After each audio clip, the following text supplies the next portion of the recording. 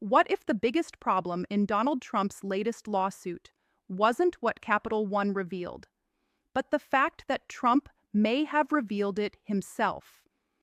A routine court filing has suddenly drawn national attention after lawyers for Capital One made a claim that immediately set off political and legal debate. According to the bank's motion, the decision to close hundreds of Trump-related accounts followed an anti-money laundering review, not political retaliation as Trump's lawsuit alleges. Those are competing legal positions, and the court has not ruled on the underlying claims. But one thing is already clear. By filing this lawsuit, information that might never have become public is now front and center. Tonight, we're breaking down what the filing actually says, why legal experts are paying attention, and why this case could become one of Trump's most unexpected legal setbacks. Intro 030-245. For years, Donald Trump has argued that banks, prosecutors, media organizations, and political opponents have worked together to unfairly target him. That argument is once again at the center of a lawsuit involving Capital One. Trump and several Trump-affiliated business entities sued the bank, claiming that hundreds of accounts were closed because of the political climate following the events of January 6, 2021. According to the lawsuit, the closures were driven by political discrimination rather than legitimate business reasons. But Capital One's latest court filing presents a very different explanation. The bank argues that the accounts were closed only after months of review conducted under its anti-money laundering compliance procedures. According to the motion, those reviews were carried out in accordance with banking policies and federal regulatory guidance. The filing also argues that the governing account agreements allowed either party to end the banking relationship at their discretion. It's important to emphasize what this means. Capital One's filing reflects the bank's legal arguments. They are not findings by the court, and they do not establish that any unlawful financial activity occurred. Likewise, Trump's allegations of political discrimination remain allegations that the court has not accepted as fact. Still, the filing introduces details that have quickly become the focus of the case. One of the most striking arguments made by Capital One is that it never publicly explained why the accounts were closed and that the issue only became public because Trump chose to sue the bank. According to the filing, absent the lawsuit, the reasons behind the account closures would have remained confidential. That creates an ironic twist. Trump filed the lawsuit seeking answers and damages. Instead, the litigation itself has brought new attention to the bank's explanation for ending the relationship. Now the courtroom, not the campaign trail, is becoming the place where those competing narratives will be tested. And as we'll see next, Capital One isn't just asking the judge to reject Trump's claims, it's asking the court to throw the entire lawsuit out before it ever reaches trial. At the heart of this dispute isn't simply whether Capital One closed Trump's accounts, it's why those accounts were closed. Trump's lawsuit argues that the bank acted because of the political climate following January 6, 2021, claiming the closures amounted to political discrimination. But in its motion to dismiss, Capital One tells a very different story. According to the bank, the account closures resulted from an internal compliance review conducted under federal anti-money laundering, or AML, obligations.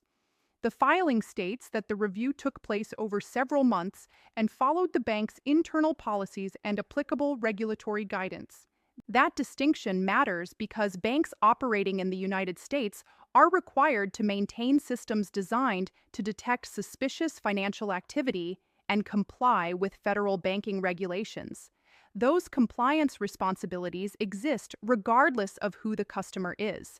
However, it's important to separate what the filing alleges from what has been proven. Capital One's motion does not accuse Trump of committing money laundering.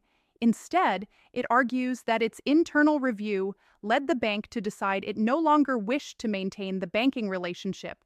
Whether that decision was justified is one of the issues surrounding the litigation. The filing also points to something else that could prove significant. According to Capital One, The account agreement signed by customers gave either party broad discretion to terminate the relationship. In other words, the bank argues it had the contractual right to close the accounts without having to establish political bias or provide a detailed explanation to the customer. That legal argument isn't just a side issue. It goes directly to whether Trump's lawsuit can survive at all. Capital One reminds the court that an earlier version of Trump's complaint had already been dismissed. The judge allowed Trump another opportunity to amend his allegations, but the bank now argues that the revised complaint still suffers from the same fundamental legal problems. According to the motion, Trump's latest filing continues to rely on allegations of political discrimination without presenting documents or evidence that, in the bank's view, would support those claims. If the judge agrees with Capital One, the lawsuit could end before it ever reaches discovery or trial on the merits. But there's another twist that may be attracting even more attention than the legal arguments themselves, because according to Capital One, the public wouldn't even know about its explanation for closing the accounts if Trump hadn't filed this lawsuit in the first place. That's where this story takes an unexpected turn. The unexpected self-inflicted problem. Sometimes lawsuits uncover information about the opposing side. Other times, they bring unexpected attention to the person who filed them. Capital One's motion argues exactly that. According to the filing, the bank never publicly disclosed the reasons behind its decision to end the banking relationship. It also says the bank provided months of notice, along with extensions, giving Trump-related entities time to move their accounts elsewhere. The filing goes even further. It states that the reasons for the account closures only became public because Trump chose to bring this lawsuit. Whether or not that argument ultimately influences the judge, it has already changed the public conversation surrounding the case. Instead of focusing solely on Trump's allegation of political discrimination, discussion has shifted toward the bank's explanation for why the relationship ended. That's a significant change in narrative. The motion also highlights another legal principle. Capital One argues that as a federally regulated financial institution, certain compliance obligations are owed to federal regulators, not to individual banking customers.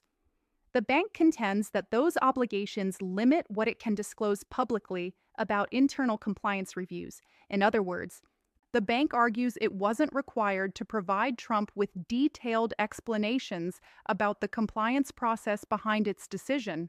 Trump, on the other hand, continues to argue that the closures were politically motivated and improper. Those are the competing positions now before the court. As of now, the judge has not ruled on the latest motion to dismiss, and no court has concluded that either side's factual assertions are correct. Still, the procedural history may become important. This isn't the first version of Trump's complaint. Earlier pleadings were dismissed, and Capital One now argues that the newest complaint still fails to overcome the same legal obstacles identified by the court previously. If the judge accepts that argument, the lawsuit could end without moving much further. But if the court allows the case to continue, the legal battle could shift from arguments over contract language to deeper questions about evidence, banking procedures, and whether Trump's political discrimination claims can ultimately be substantiated. And that's where this story becomes even more consequential, because the next stage isn't just about one lawsuit.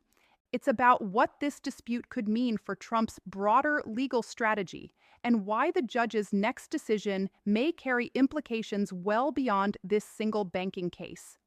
At this stage, the case isn't about deciding whether Trump's allegations are true or whether Capital One's explanation is ultimately correct.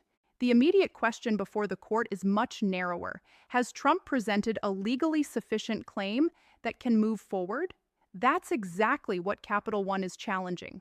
The bank argues that the governing account agreements allowed either party to end the banking relationship for virtually any reason, and therefore Trump's lawsuit cannot overcome the contract language he agreed to.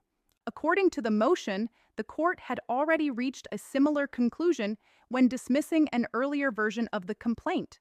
In its latest filing, Capital One says Trump's revised complaint still doesn't solve those legal deficiencies.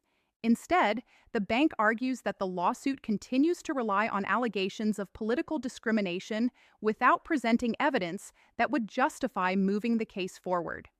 That places the judge in an important position. Federal judges don't simply decide whether allegations sound convincing.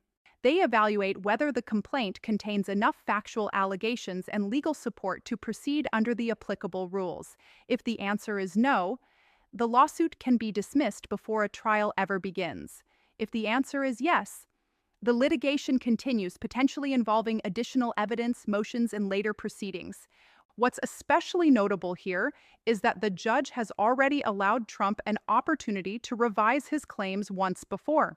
Now, Capital One argues that even after amendments, the complaint still doesn't meet the legal standard. For Trump's legal team, that's a significant challenge, because repeated dismissals can make it increasingly difficult to persuade the court that another amendment would produce a different result.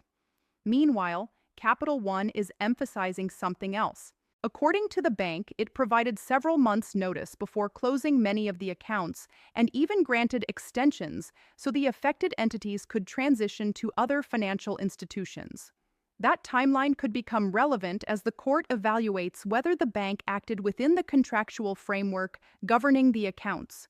Regardless of how the judge ultimately rules, the filing has already shifted public attention.